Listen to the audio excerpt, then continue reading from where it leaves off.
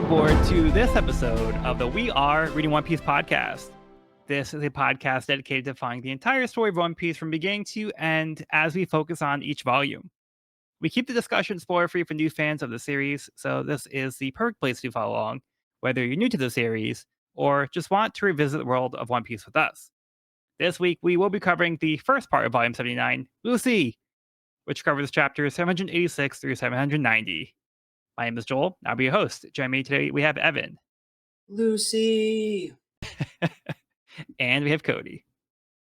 You should leave a comment. Let us know if you want us to recreate this part of the volume cover and who you want each just to be. I thinking Sean could be Luffy, but y'all decide. Let us know. Lucy. Yeah, so for the audio listeners, this cover has Doflamingo, Isho, and Sakazuki in the center, and then Luffy in Gear 4. I think by default, I probably have to be Doflamingo because I have glasses, but that's the only reason. Mm-hmm. But you two can fight for the Navy. I wear a hat every now and then. I feel like that makes me Sakazuki. There you go. I'll be Vegeta, happily. Okay, we got that. I feel like Evan gets the best deal out of this, honestly. I do. The story's awesome. All right, so we actually can just do the recap from the beginning of this volume. The group infiltrates the kingdom of Dressrosa in an attempt to set up Doflamingo, but Law is abducted after falling into a trap. The rest of the crew meets a one-legged toy soldier who informs them of the nation's hidden darkness, and they decide to help the little Tontatas in their fight for freedom. While their companions defeat the DQ family officers, the birdcage surrounding the island begins to shrink, threatening to slice everyone to bits. Luffy and the Law team up to fight Doflamingo directly, but Law gets knocked out of the battle. It's up to Luffy now. He unleashes the tremendous Gear 4 to counteract Doflamingo's strength. But will that be enough? Mm-hmm. Okay, so let's find out with chapter 786, Gyats. The crowd is confused about who this rubber ball man is who blasted Doflamingo, but realize it must be Straw Hat Luffy. It seems Doflamingo has been defeated, but the birdcage has not disappeared. Luffy flies in to attempt to finish the battle, but Gear 4 runs out before he can reach Doflamingo, causing Luffy to fall to the ground. Jesus Burgess sees this as an opportunity to kill Luffy and take his Devil Fruit and leaps into action. Luffy is too exhausted to move. Doflamingo causes Flower Hill to crack, causing the citizens to run in panic. Gyats arrives to help Luffy, putting together that he was Lucy from the Colosseum. Luffy promises that if they can buy him 10 minutes, that will give him enough time to recover to use Bounce Man and finish Doflamingo off in one more hit. Gyats rallies the rest of the gladiators from the Colosseum, who stand up to prevent Doflamingo from reaching Luffy. Burgess arrives to attack Luffy as well, but Sabo intervenes in time, protecting his younger brother. This is so good. This chapter is so good. So much going on. I love that Lawyer starts with Doflamingo in the same position he was as a kid with his family. Mm. It just occurred to me just on now the that wall. he's yeah. You ever want to be in that position I again? didn't think of that. It just clicked with me. Less innocent this time. Mm-hmm. A little bit. But the birdcage is still active. Yeah, so that means Doflamingo's not out of the fight yet. A telling sign. But it does seem that Luffy's giving people hope. Because nobody thought anybody could take on Doflamingo, and Luffy's showing up to inspire the people and be like, hey, maybe there's a chance. Yeah, I love that. I feel like in this chapter, we kind of feel the shift of Luffy versus Doflamingo to Dressrosa versus Doflamingo. Mm-hmm. Yeah. And again, Luffy's not forcing these people to follow him, and he's not forcing these people to fight for him. They're voluntarily aligning themselves with Luffy and wanting to support him. Yeah. And that's powerful. Mm-hmm. And we have this great moment where Luffy, he knows he's running out of time, so he's making this desperate attempt to try to get to Doflamingo and get the last strike in. But then we just see the bush where he powers down, and we see the smoke start to, or the steam start to escape from him. So yeah, he loses Gear 4. He can't maintain that state anymore, and he just kind of goes crashing to the ground, and he can't really move. He's kind of really exhausted himself. So you see the downside of Gear 4 and why you can't do it that often. Yeah, I was just gonna say we see another like drawback in his forms. Like I feel like we've seen this in the past with you know gear second, gear third, Mhm. shrinking, deflating. Like yeah, this time he definitely has like a maximum effort Hmm. or a ceiling. Yeah, I think that's a good Now idea it on just seems on like Noda's part to kind of introduce a detriment, so it's not something you can abuse. right. So it's something he puts a downside to it. So it's like, oh, he can't just keep like pull this out like whenever he wants. Like, oh, I have to use this in certain situations where I need it. Yeah, it comes with a cost. And now Luffy needs a quick 10, just a quick 10. Y'all got this, right? Cody, you had something? No, it's just basically what Evan said. It's just very consistent with the power ups we've seen so far, and it just does make Luffy have to. I guess it makes Luffy have to be a little more intentional with how he uses it, which is something nice to see Luffy have to do Mm. Yeah. compared to his usual mo. On the other hand, we got Doflamingo, who seems to have a infinite supply of energy. Like this is insane. Like he takes such a huge, massive hit here. Everyone thought the fight was over, and yet he still seems to be able to maintain the birdcage. Wild, Yep.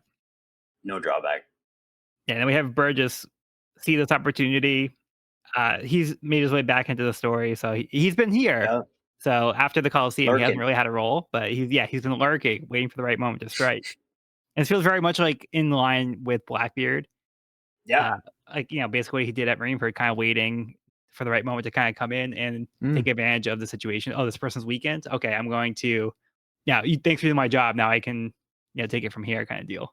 and not just finish him off, but specifically to acquire the gum gum fruit. Like Yep. we kind of already knew that Burgess was here to obtain powerful devil fruit with the flame fruit, but it just seems like his goals became even more kind of crystal clear here, where he's like, I'm after the gum fruit. It's like, oh, maybe this will make up for not getting that from my boss. Right, Because we know that Blackbeard was trying to obtain powerful devil fruit users. right. So this seems to be a big focus of him. So we see Burgess being very much in line with what Blackbeard's trying to do. Yeah, because we know exactly why he wants them. Mhm. Also, there's something I just thought of, but I wonder if for Blackbeard, one reason why he wants powerful devil fruit users in particular is because he can negate them. So there's no way for them to like doing a mutiny or something like that. So it might be a way he can kind of exude control Ah, over his crew. This is just me like kind of projecting or speculating. I wonder if it's part of his motivation. So he's like, oh, I can't have people who are going to be able to beat me on my own crew. So I can always negate their powers if I need to. it would be really cool to have the mutineer be the one to anticipate future mutinies. Yeah. I do If like I how could do it, conniving then and yeah. smart he is as a villain, and I feel like that's it's something that I feel like so many villains in fiction are pretty short sighted in. So to see him subvert that would be really fucking sick. Yeah, because Blackbeard feels like he is kind of like a chess master kind of person where he is thinking about being ahead of everybody else. And yeah, and that's a good point too, because that's kind of like where he came from. So it's like, oh, maybe like he's worried about his crew doing the same things that he did because that's what he was thinking. So he's the kind of people that he's drawn to, I think, are the more underhanded type of characters in general. So I think it does make sense that he might not fully trust them. I love that. Yeah. Just something that came to mind. Not really super relevant or like anything specific here, just something I thought of. And we don't know how many devil fruits he can hold himself, right? Because we don't know how he's even Right. holding two. We don't know. Yeah, pretty crazy. At this point, there are theories about it being three, specifically because of the three skulls on his Jolly Roger. But we really have Mhm. nothing to go off of. We have Yeah. no like. It could be a red herring for all we know. Interesting. Yeah, and then we have this pretty menacing panel of Doflamingo where he cracks the flower hill and then he looks very angry. He's like fully shaded here. He's like, I'm not going down like this. So then yeah, he starts to like destroy the flower hill here.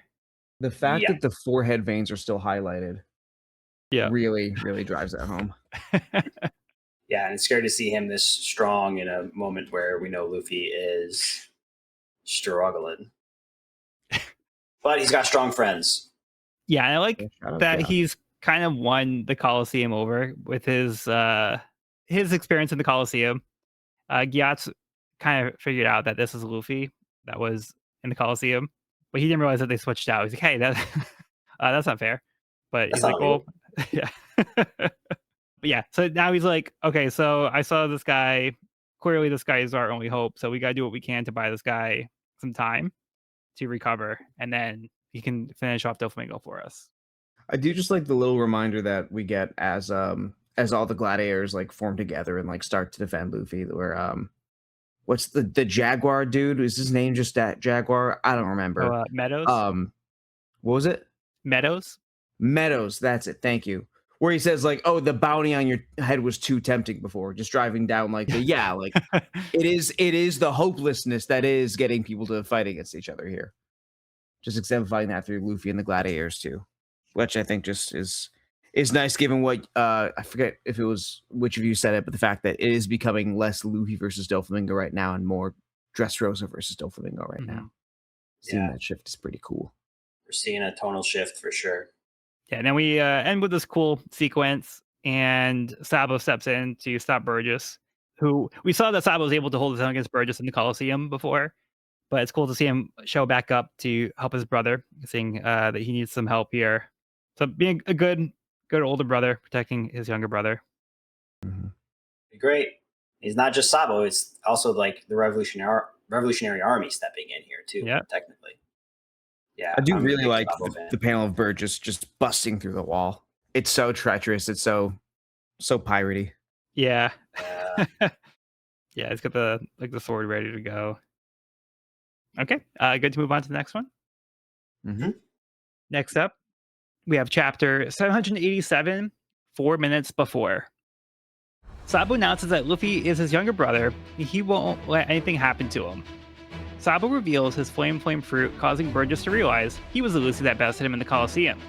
Luffy is relieved that Sabo won their fruit, and Sabo says he'll keep it as their memento for Ace.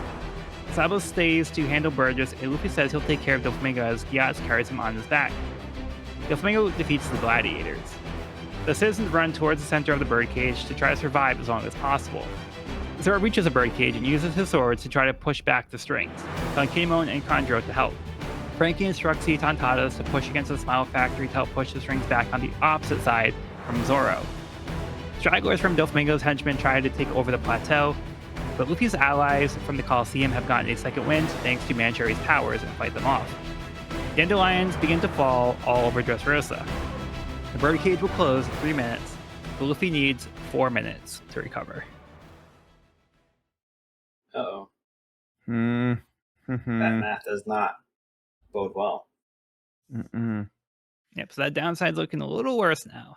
And I like here how Sabo kind of calls out that Blackbeard's crew was kind of like the catalyst for the Paramount War, because that was the reason why Yeah, Ace was captured. And Sabo saying like, "Oh, I don't want that to happen to my brother again. So I'm not going to let you take him from me." Mhm. I like the fact that Sabo goads Burgess into attacking him by bringing up the fact that he won in the Coliseum. The fact that he Yeah. was able to use that to his advantage. mhm. That was fun. I like Sabo a lot. And I Yeah. like that we get this little reunion here. Kind of feels like a nice moment in the middle of all this chaos, like the brotherhood I between. always Yeah. I always liked him, like, even in, like, the flashback and, like, in my first in, like, when I read, like, back then and now, but, like, even in this reread, he, like, grows on me more and more every time he shows up. Yeah, Yeah, I like the character that Sabo's become because he feels pretty optimistic in this case here. Like, just like having the smile on his face, like he seems not really too concerned, but like it feels because considering like he's part of the Revolutionary Army, it could be easy to see him going down a path of being like, I know how hopeless things seem. That's why we're fighting. So he's not like really in this kind of like very serious, like stoic state. He still kind of has like this jovialness to him. So it's not like the world's kind of beating him down. He like after all he's been through, he's still able to smile and like smile for his brother. So he still has like this like seems like a cheerful outlook on things. So it's good to see that this is the kind of direction that Oda went with the character. like Luffy Yeah, and kind of like Ace. Like I think they all kind of have that demeanor to them. yeah. I think it makes sense because, like, if like you're in a revolution, it's because you do have like hope for a better future. So it makes sense that Sabo would embody that hope, that he would embody that optimism, and I think it also fits in what we've been seeing with like Dressrosa, where everyone is so hopeless. To have that dichotomy, have Sabo be able to guide either Luffy or anyone else through that, I think is just a very strong choice. Yeah, it's just like I just feel like compared to like Dragon, for example, I feel like Dragon's a character just feels very serious. Like he doesn't feel like he has like that It's kind true. of like that Yeah, lighthearted yeah, yeah. jokiness to him. So yeah, he feels very like a contrast to Dragon, which is funny because like Yeah. Luffy also feels very different from Dragon, even though like, Mhm. he hasn't really had much like interaction with Dragon. Like it makes sense he wouldn't really take anything from him. Yeah, I just think it's cool to see how these characters ended up, despite like whoever raised them and like who's been like an influence on them. And they both seem to have this like kind of cheery demeanor. There's like a playfulness to him. Yeah, exactly. Yeah, Yeah, it's pretty cool. And pretty powerful. He seems to be working that flame fruit like he's had it forever. he's adjusting pretty quickly. Yeah. Also, the flame dragon combo, like I like that, like thematically, that's gonna be sick. Like tying his like dragon technique in with fire, Yeah. so cool, so cool. Yeah, it already seems like a very different way to use the fruit than what Ace would have done. Because Ace is all like these very big, bombastic attacks, and Sabo's very much like I'm just gonna like, what's it called? Accentuate what I already do. It seems more Yeah. like pointed. I do Yeah. really enjoy when Gyats is carrying Luffy, and Gyats is like, "Wait, you don't have the flame fruit, but you want it." And Luffy's like, "Oh no, that's my brother." He's like, "Oh, that's against the rules, Yeah. but that's cool." Anyway, Yeah. I Yeah. like Gyats too. Yeah, he's like, "Oh, taking the powers of your late brother is a real heartwarming story, man." You guys have a nice bond. I think that's pretty neat. Yeah, and Doflamingo's back up and about, and he's using his Devil Fruit powers in the awakened form. We can see like the white threads coming up This here. is wild. Oh my god. Yeah. He's gonna already annihilate everybody. I think Is- easily yeah, it's top 10 insane. panels of the arc. It's pretty sick. Yeah, it's insane. Well, it's interesting. Like we talk about cost. We were talking about like the cost of using your devil fruits and the cost of using your power, and like he is completely decimating his kingdom. Like this was his turf, and he has completely reduced it to rubble at the cost of keeping his power. So we know where his priorities are. Yeah, at the expense of everything. Yeah. Wow, it's insane. Yeah, he's not afraid to burn it all to the ground. Yeah. It's like a It's kid going down- having a it's temper going- tantrum and throwing their toy at the wall. Captain going Where it's down like, with the oh, ship. yeah, how about you share this? No, and then you just break it instead. Like, I don't want to share it. If I can't have it, nobody can have it. Yep. Yeah. Yeah. Yeah, it's interesting because it doesn't seem that Doflamingo has a limit, whereas somebody like Law also had a limit where he couldn't use his powers too much. Otherwise, yeah, he'd have to like recharge. So it's like, where's Doflamingo's point where he has to like slow down or like try to recharge? Like, it seems like he can just keep going indefinitely. Could that be like a product of the awakening he talked about before? Could be. Maybe. Or he's got other clones with Horcruxes in them. God. Oh my god. He split his soul into multiple clones. Brother. Oh lordy. This isn't even the real Dofi. Imagine. Could you imagine? Could you imagine? The real Doflamingo's not even on this island. But yeah, he seems to have an unlimited wealth of power. Yeah, so I mean, it looks like everybody's kind of like in a panic here. Zoro isn't just gonna stand by, so he decides to do what he can to try to slow down the cage. So he takes action. He tries to get Kinemon and Conjuro's help as well, and uses his armament hockey to try to hold back the bird cage. Desperate times. Call her desperate measures. But Yeah. what else are you gonna do? What else are you gonna do? Yeah, it looks like Frankie kind of has like the same idea, so he gets the Tontatas to help because we saw that the Smile Factory seemed to be immune to the strings, so it's just been getting pushed. So like, hey, how about we just push back? So they're trying to also do the same thing that Zoro's trying to do and hold off the birdcage from pushing in. Do you guys have anything else on this one? Just great seeing everybody from the Coliseum come to the aid of the people. Yeah, what a panel. Yeah, So nice panel good. here. At least Hadruden's standing. Somehow. He doesn't even know how. Yeah. Epic panel. But things are looking pretty dire. It's not great. Yeah, everybody's just kind of doing what they can to hold on as long as possible. Yeah. Still have -1 minutes though. Yep. All right, well, let's see how things play out in the next chapter. With chapter 788, My Battle. Law appears in front of Gyats and offers to take Luffy from here. Luffy's gladiator allies have joined in helping to push the birdcage back as more people join in to attempt to buy Luffy more time. As the Tontadas push, Leo explains that Manchuri is sending out dandy elixirs, which are made of her tears to give a temporary heal to the people around Dressrosa to give them a few more minutes to try to survive. Manchuri flies on Cub as they spread the tears over the country. God Usopp arrives and tells anyone who's able to go help push the cage back. Rebecca decides to fight Doflamingo herself, not wanting everyone's efforts to be in vain, and surprised to see Viola. Viola confronts Doflamingo as a former officer of the Don Quixote family, declaring either he dies or she does. As Zoro's group pushes against the birdcage, Fujitora arrives to help, along with the other Navy officers. They were successfully able to stop the cage, but just for a moment. Luffy still needs 1 more minute to recover. Whew. Law's got his arm reattached. Yeah. Thankfully. Thank God. Yeah, he kind of had what he needed to pull that together. So good thing, yeah, he lost his arm here because he had the help of Leo, Yep. Yeah, Leo stitched it. and then I'm not sure Manchuri also helped too. I think I she don't did know. He the still looks pretty tears. rough. But he does offer, he does say, give me Luffy. Yeah, so also trying to do his part. Yeah. Mhm. Which is great. Like, I still love the Law Luffy connection. Yeah, I did think it was pretty funny seeing like the dandy lectures come into play here because it seems like things are going downhill. People losing faith. And this one guy, he's like, "I'm falling behind. Just go without me." And then like he gets hit by the dandy elixir, and then he just like starts running ahead of everybody else. Yeah, the Dandy Elixir is awesome. But I also can't help but think about, we now know the negative side effects of Manchuri's ability.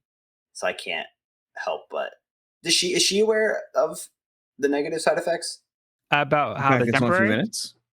No, about like, didn't we learn that her ability to lengthen people's lives shortens her life?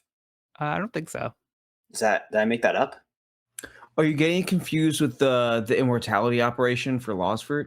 No, I thought it was Manchuri's ability. I thought it was like the more she uses her ability, she shortens her own life. Maybe I'm wrong.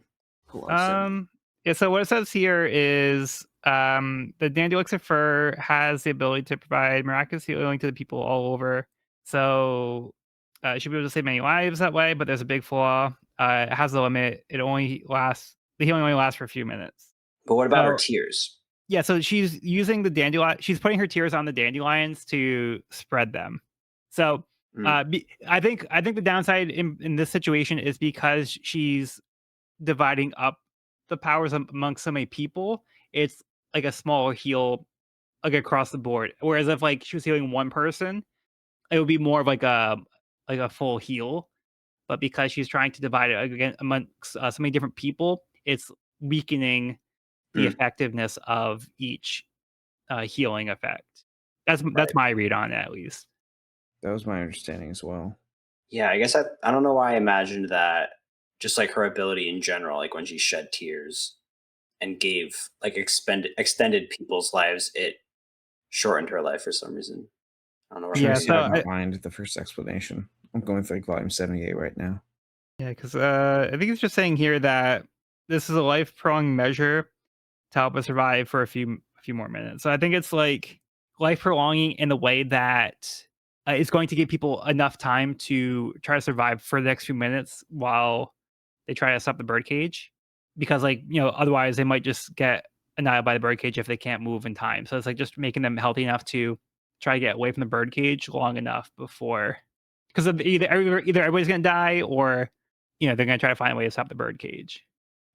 Oh, Evan, I think you're thinking about when they first rescue Manchery, and Giola's like, "Oh, I gotta tell the young master." He suspects that the ultimate feature of the fruit is a restorative ability that sacrifices the lifespan of the user. Okay. Oh, I But it see. seems So like it's only the in like ultimate ultimate form. ability. Okay. Yeah, So it's similar to So her the tears Alpha and fruit. got it. yeah. Yeah, similar to the Alba fruit in like, yeah, it's a specific technique, not just inherently the ability itself that's By has using it, yeah. It negative appears so. repercussions. Yeah, Okay, yeah. so I'm not crazy. Yeah, so there was a Ah, basis for it. It's just, yeah, I didn't remember that detail. But yeah, that was a yay, certain research. situation. Woohoo! Thanks for fact checking that. Love fact checking. Always down. But yeah, Mancherry is, trying to spread a wide net, try to help as many people as she can. So yeah, she's flying on Cub here with the dandelion, trying to spread the fluffs around with her tears imbued. So yeah, it's just a way to affect like the whole country, so that way she can help as many people as she can for the next few minutes. I feel like we really are like seeing like a few different like abilities that just like again have some sort of drawback or at least some like temporary, like only has some temporary heal for vitality. Like there's like gear fourth, there's like the energy steroids, there's like the whatever the death water cat like in Alabasta was with those guys. I don't know. There's something where I'm like, I feel like there's just like, I know there's like, give and take of like powers and power ups in fantasy stories. Something just feels like, I feel like there's something to Oda's repeated use of it though, that it doesn't, I feel like there's something else to it that's escaping me right now. Or that maybe I'm not supposed to have a full grasp on until like we get further in. I don't know. Well, I think that kind of ties into previous conversation we had about like how devil fruits are only held back by like the user's creativity, or like the user's creativity plays like an important role in like how effective they can use their devil fruit. Mm-hmm. And it's cool because it's like when we see it specifically with Luffy, it's like a learning process, right? Like he's learning, he's like being creative and coming up with new techniques and like learning how it's like an upward trajectory where he's like learning a new he learns a new form, but it has a downside until he's able to overcome that downside, and then he's pushing forward and learning the next form, and he's like always pushing himself forward using creative means, and we kind of see the ebbs and flows of that journey, which is pretty cool.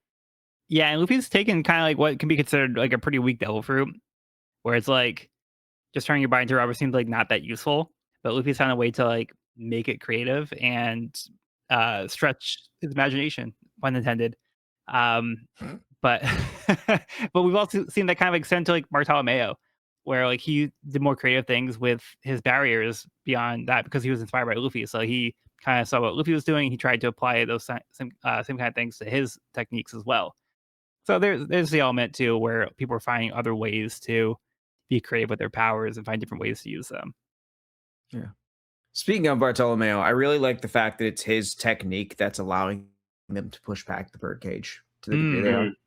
Yeah. It's cool seeing the guy who was like the fuck everyone, I'm gonna piss off the railing, bite me. To oh yeah, everyone, you're just gonna be able to save the day because of me, and I'm like the support character right now. Mhm. Love that for him. Yep, for sure. What a great 180. Yep. Little God Usopp too. Never hurt anybody. Yeah, I like how he's hiding behind Hack, and everybody's like, "Oh, Hack, what's going on?" He's like, "No." Usopp's like, "No, me. No, I'm the one talking."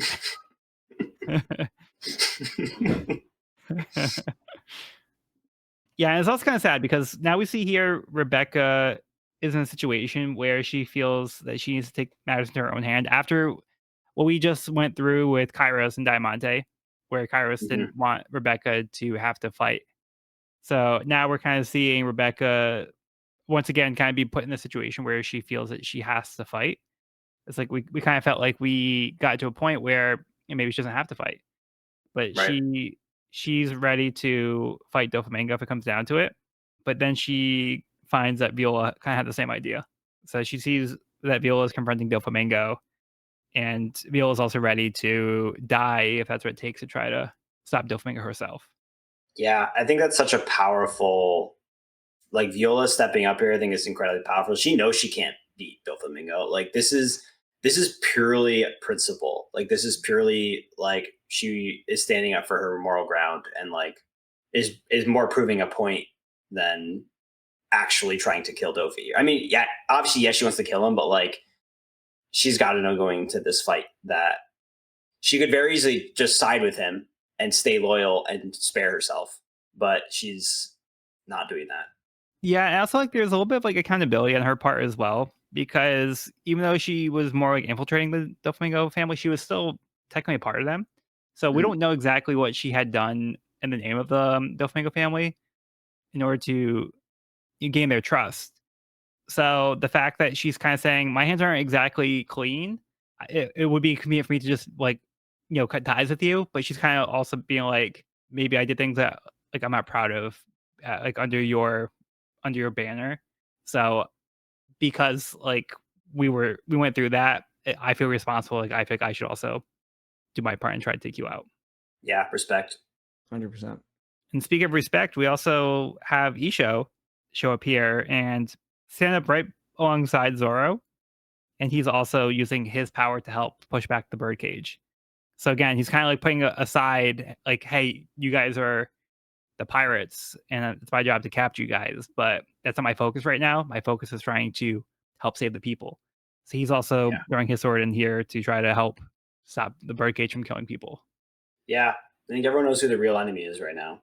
And Hmm. like this kind of temporary truce forms. And yeah, it's like desperate times call for desperate measures again, like it seems almost futile trying to like hold this cage back, but you got to try. Yeah, and the And more people not who are doing it, the more people who want to jump in. Right. yeah. And the fact that them doing it is able to get the people who like have been truly powerless in this whole situation inspired to feel like they can be a part of it and help out with that. Yeah, that's a good Yeah. point. It's an every hand count situation, like everyone felt Mhm. helpless, but right now, like you can help. Like you can help. Yeah. Yeah. Yeah, that's really a nice way to develop the people of Dressrosa in this situation.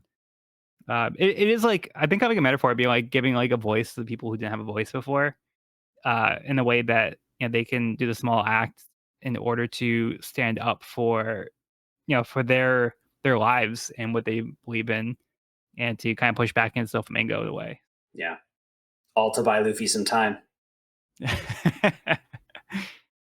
Yeah, so they do stop it for just a moment, but that lets them know it's possible. Yeah. But Luffy still needs one more minute. So tense. By that math, it should have gotten everybody by now. So it's Right. It should be over right now. yeah. So it's not even just a second. It's like, no, this is significant. Yeah. Yep. You're We were at the on precipice of like getting past it. It's really great. Okay. We good to move on? Yep. Okay. Chapter 789, Lucy. The birdcage resumes, starting to slice the Royal Plateau. Viola's attempts to fight Doflamingo were ineffective as Doflamingo takes control of her and Rebecca with his strings. He starts to move Rebecca towards Viola to kill her. As everyone continues to push, Gyats make an announcement over the transponder signal, telling everyone to hold on while they wait for their star combatant to return. He reveals to everyone that Lucy was actually Straw Hat Luffy, and he will defeat Doflamingo with one hit. They just need to wait 10 more seconds. The countdown begins as the country chants for Lucy. The effects of Manchuria's tears start to wear off. Angry, Doflamingo strikes Gyats with his threads. The countdown reaches 0. Rebecca's body moves in to slash Viola, but Law swaps Luffy and Viola's places. Luffy uses armament hockey to break the blade with his head. Luffy has returned to finish his fight with Doflamingo. Shout out King He's Riku back. for joining the people. Yep. Yeah. Truly an active leader. Yeah, you don't see Doflamingo doing something like that. No. And yeah, Gyats also stepping up, like being the rally cry for people to rally behind. Yeah, so it's like they're recognizing that it's the people that need to fight for them to all survive. So it's kind of like we need to get as many people as we can on board. And to do that, we need to give them a reason to keep fighting. So they're recognizing the power of like the many and how it can be used to get through this. Mhm. And it's also crazy to see like just look at the shape of like the birdcage now, because like before it was a complete dome, and now it's become like a Yeah. point. Yeah. We can see like how much it's been like pushing now. Wild. And with the clock about to hit 0, Dofi still is playing games. Like, so cruel. It's so disturbing. This is like end game right here, like the final countdown, and he's like playing with his food, Yeah, and it's disturbing. It's like he's playing in his sandbox. he also doesn't seem to be too concerned about losing this fight. Oh, yeah, it's pretty terrifying. Everyone else Especially is cruel. go There ahead. you go. Damn it, Evan. You go. 79 volumes. We can't keep doing this. No, I'm kidding.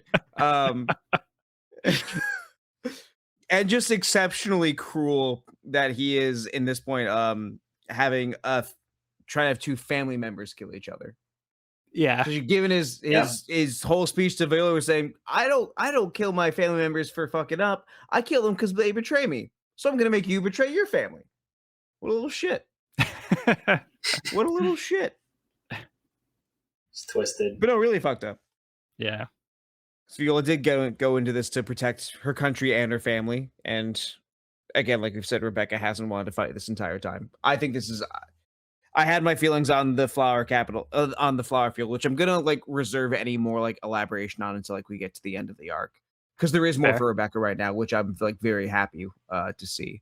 But in this case, it really is just like a very, very, very like I think just a very good villain moment for Dofi, and I think a strong struggle for Rebecca to be going through. I think it was a good narrative choice by Oda. Yeah, Yeah, little asshole. Dofi's forcing her to fight once again. Mhm. This time in the complete literal sense. yeah.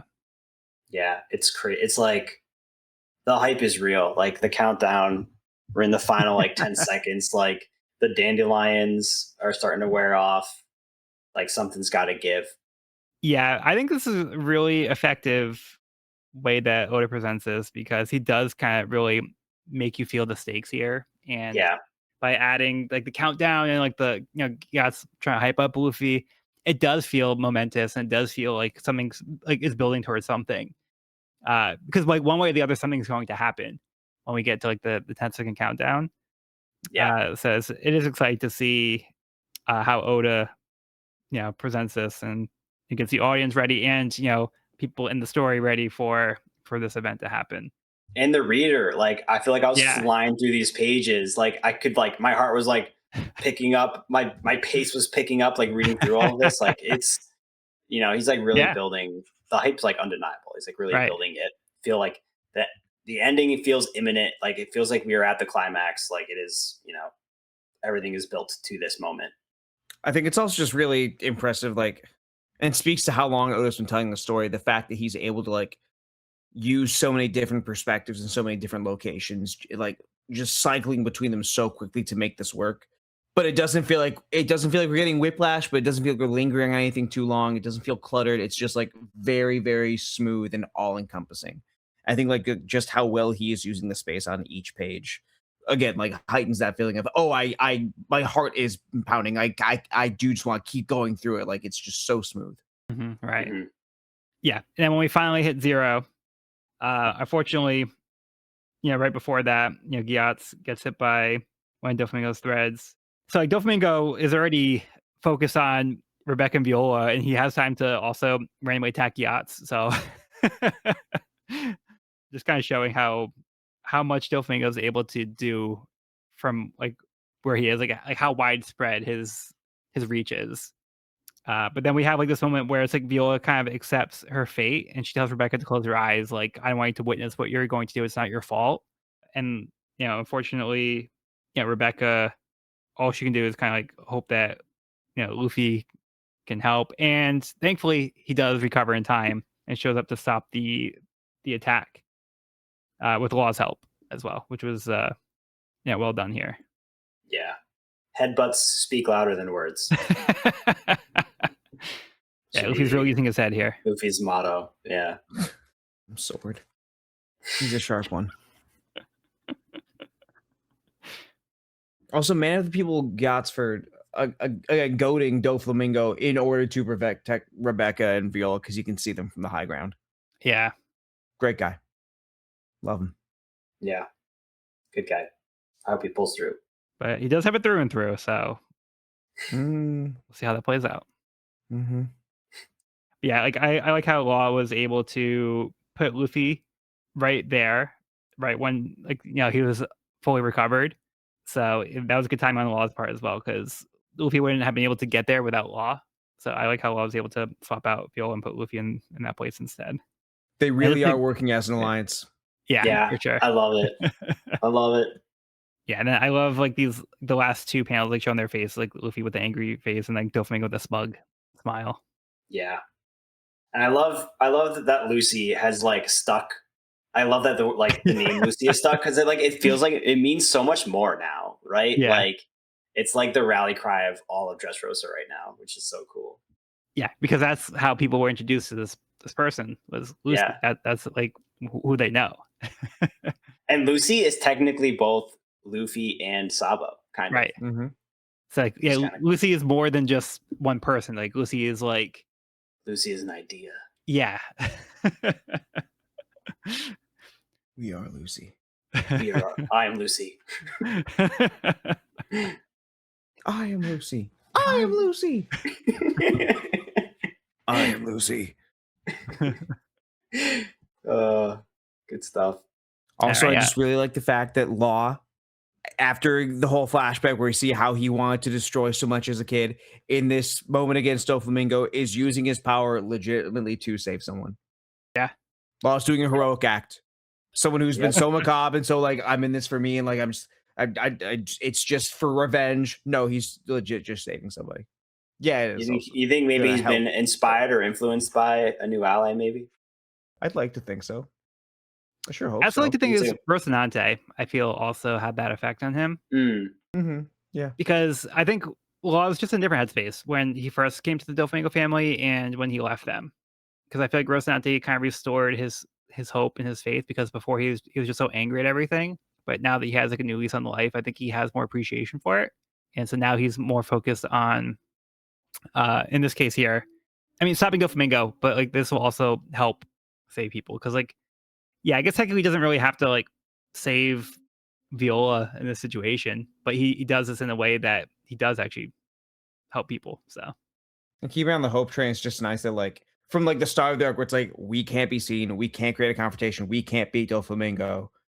It's not being no, I'm gonna like be the one who like makes it possible to beat Doflamingo, who like puts Luffy in there so it can happen. Well, in Law's defense, it seemed like this is the exact situation he was trying to avoid from the get-go. Yeah. But now that they're here, they have to make the most of it. So Yep. But just the fact that he is doing that and is like and is acknowledging the possibility like more than he was before, I think is nice growth. All right, we're good to move on to the last chapter for the episode. Let's go. Do it. Okay, we have chapter 790, Heaven and Earth. The country cheers as Luffy has returned to save them. Doflamingo is not impressed, seeing Luffy can barely use Haki right now. Doflamingo sends more threads at Luffy and Rebecca. Luffy takes a hit, but Law manages to swap Rebecca with some rubble. Doflamingo overwhelms Luffy with his awakened devil fruit powers, turning the ground into threads and sending 1,000 thread arrows at him. Luffy's armament Haki stops the blows, but one still manages to pierce him. As Doflamingo's strings start to control Luffy's body, he thinks back on his training with Rayleigh, when he developed Gear 4. He told Luffy he kept getting by, but Gear 4 puts too much strain on his body.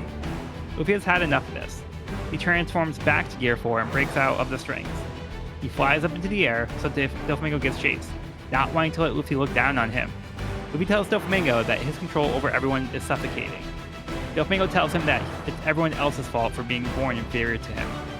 He puts up a spiderweb to stop Luffy's Gum Gum King Kong gun, and sends a god thread of several strands through the spaces. It's not enough to stop Luffy's attack as he powers through Doflamingo's defenses, sending him through to the ground. Let's fucking go. Fuck your glasses. Let him break. That's how you know he's dead. Right? The Horcrux has been broken.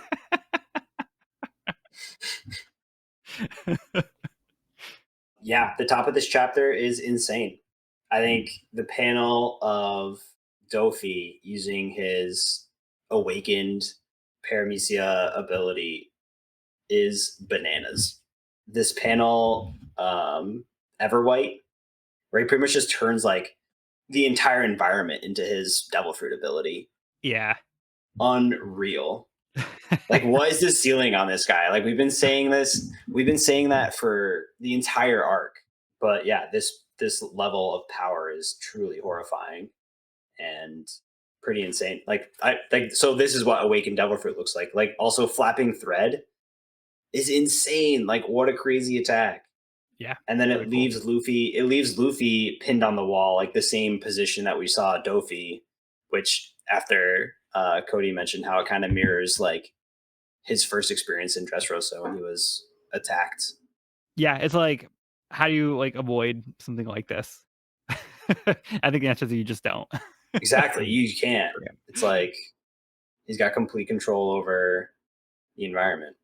Yeah, Gyats is like the entire Wild. town turned to strings. Yeah, it's insane. Yeah, we've never seen Devil Fruit like this. Like, this is next level. Yeah, I mean, it's true. Like, I don't think we've seen anything on this level before. No, this is insane. I think it's all encompassing. Yeah. Talk about control or like having a domain or yeah, it's insane. Yeah, and then we finally see Doflamingo kind of treat Luffy like a marionette. So, like, I feel like it's a little bit unsettling seeing Luffy in a state like that where he doesn't have control over his own body. Mm, Where, Luffy's so used to being the one in control or, like, having the autonomy to make decisions and be the one to call the shots. So for him to be in a situation where, like, he's now losing control of his body, but, like, thankfully, he's able to burst out of it. So by going to Gear 4, he snaps the strings, and Luffy's kinda making a statement like, "Nobody's gonna be able to control me. Like, I make the yeah. decisions." But then Luffy takes the high ground. Yeah, which Doflamingo did not like. Nope. Yeah. This final confrontation is so incredibly epic. Yeah. And I love the last sentence we get in this chapter. Like, the people of the D are known as the enemies of the gods, and like Dofi has literally put himself in this position where he thinks of himself as more than human, and he thinks of himself as a god, and he is this celestial dragon and this like being that is above humanity, and he kind of puts himself in this like god level.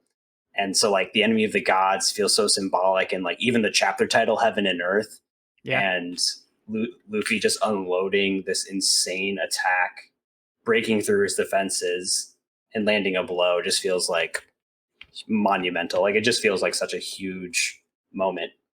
Yeah, for sure. And it had to be. Like, it had to be. This is what it had to be. It couldn't be Right. anything less than that. Like, anything less it would not have succeeded. He had to give it like literally everything to Yeah, I mean, fell like he God. said, I have one more hit. That's all I gotta land, one more hit. So he's like, "I'm gonna make it count." God killer. Yeah.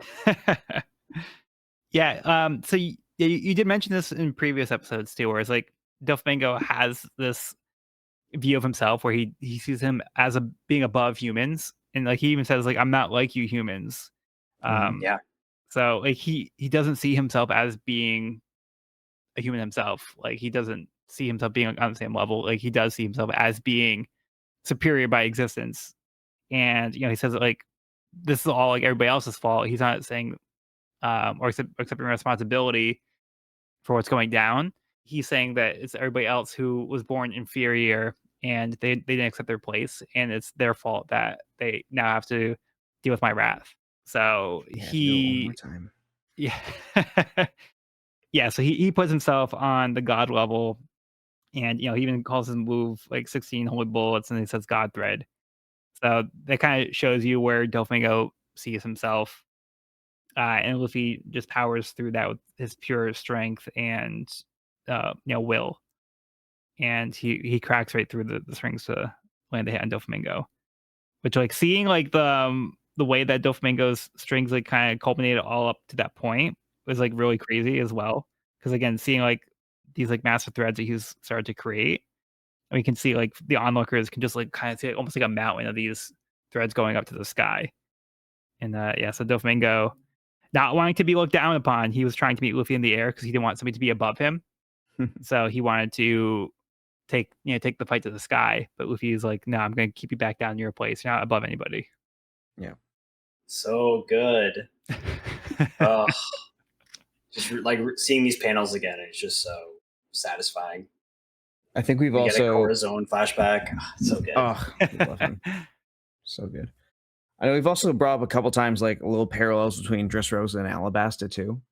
And in keeping with what Joel said about Dofi wanting to be above everyone else and Luffy bringing him back down to the earth. And this is something that I had heard first. It's not something I realized on my own, but like something I just really, really like about Oda I want to mention here is that it is an inversion of the way the crocodile fight ended too.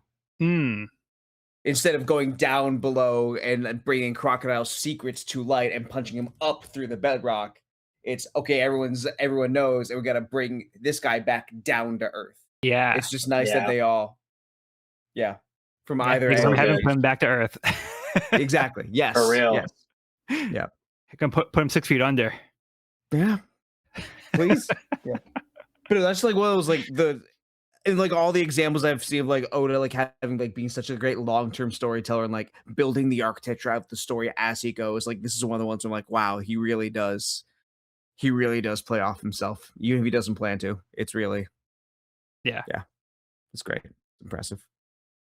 Yeah, so I mean that's where we're gonna end this part of the volume. That's the halfway point. Not so fast. Yeah, so cool. So much good shit. Yeah. Yeah, I do think that's a good place to end the episode here. Overall, what do you guys think of like the volume so far and the chapters we've discussed? This has been such an epic volume so far. I can't wait to see how it all wraps up. But yeah, I mean, particularly Heaven and Earth. That was like that last chapter. I thought was like very poetic and really well executed, and such a satisfying like final blow, assumingly. But yeah, no, I mean, I feel like, a lot of Oda's themes are like really coming to light. His whole like power with versus power over, with Doflamingo ruling through like control and fear. And we see Luffy winning because people choose to protect him and choose to ally themselves with him. And I think that's beautiful and summarizes like Luffy's leadership style versus Doflamingo's leadership style. And also like the cost of power. I feel like that's another theme that's kind of been prominent throughout this arc, that we're seeing, the powers, the like drawbacks that come from power itself, like specifically in like the devil fruits and like, I mean, we just had a whole discussion about it, but I'm really excited to see how it all wraps up. I want to see like the third act, How about you, Cody? A lot of what Evan said. For me, I think Dressrosa has been an arc that's very, very long with a lot going on. It's not over yet, but I think given like the way we've read it and the amount of time it's taking to read it, there have been a lot of times where I'm like, where are we right now? What's going on? How does this fit in? But this is just such a strong conclusion where like Evan said, like we're seeing all the themes at play. We are seeing everything come together, and we really are. It really is finishing off very strong. And just seeing the fact that like the people of Dressrosa like did play a role in the end of this in a way that I don't think I see as much in other arcs, I'm also a very, very, very big fan of. And just this last chapter again, like, so it's just very grand. The art was beautiful and just like so exciting. I'm excited to see how this finishes out. Definitely. I also forgot to mention Fujitora stepping up. That was also like a big thing. True. In this little part of the volume so far, like the Marines taking a role. I feel like Fujitora's kind of been like, my hands are tied, I can't really do anything. But here he takes an active role, and yeah, I'm loving Fujitora's like plot line as well. And we now see if Dofi's down, his wanting to absolve the like warlord system, he could have some ground. We'll see. We'll see. Yeah, I mean, I like the point that Evan stated, how Luffy, again, we've seen in the past, but Luffy's strength is also being able to rally people and get support, because Luffy didn't just win this fight by himself, but because he had the support of other people who believed in him and they put their faith in him, he was able to win over the people of Dressrosa and get enough support here to actually see the fight through. So it's really endearing to see Luffy gain some allies and inspire people and get everybody to work together. And he's the one who was able to deliver the defeat to Doflamingo, but it was like a team effort. So yeah, everybody kind of pulls their weight here. So I like that everybody has a role to play. But like the series of chapters, I think really was beneficial to be able to read together because I know going week to week, one of the complaints I see about this arc is reading it week to week was they say it was like a drag. I didn't really feel that way when I was reading it, but I could see also like in this situation where it's like, okay, imagine for an entire month, maybe even like a break in there, where it's like it's just this countdown or like Yeah. Luffy is now out of the fight. We have to wait for him to recover. But because we're reading this, assuming like, I'm assuming that like we have the ability to read this sequentially. Like we don't have to stop. Like you can just read this like in one sitting.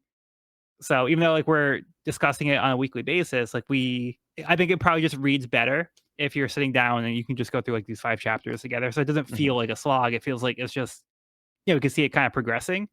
So I think there is a big benefit of being able to read the story as a volume as opposed to week in situations like this. And I feel like it does flow better. But overall, I mean, I enjoy this concept and like, seeing how this plays out, getting all the people to rally together. And to me, like the birdcage didn't really detract from the story. I think it was like an interesting plot point. And I like seeing how devastating it was for this country and like how it did force everybody to work together. But I can see the validity of the criticism. So, with that being said, I am excited for the next set of chapters and hopefully the last few chapters for the arc as we start to wrap things up. Because yeah, Dressrosa has been a long one. So we'll see how that influences our rankings when we wrap up the arc. Can't wait. All right, but for now, that will conclude this week's episode of the We Are Reading One Piece podcast. You can find this episode wherever podcasts are found at We Read One Piece podcast.buzzsprout.com or on the YouTube channel at We Reading One Piece. This is a spoiler-free channel to where we record the podcast. So if you're new to the series, you can visit the channel there. You can also find me and this podcast on my YouTube channel at Parking Codex for more One Piece content. If you have any questions, comments, or feedback, you can reach us at weirdreadingonepiece@gmail.com. We'd love to hear from listeners, so if you're enjoying the show or if you have any suggestions on how we can make it better, let us know. Next episode, we'll be finishing volume 79, Lucy. I've been Joel, and I've been joined by Evan. Thanks for listening. And Cody. Someone get this guy some new glasses. One celestial dragon down. Doflamingo, I revealed the next chapter. Let's go. Come on, Oda, please. Oda, Let's please. go. Oda, please. Oda, please. Oda, please. All right. Well, for now, be sure to bring along all the hopes and dreams, and we'll see you on the next episode.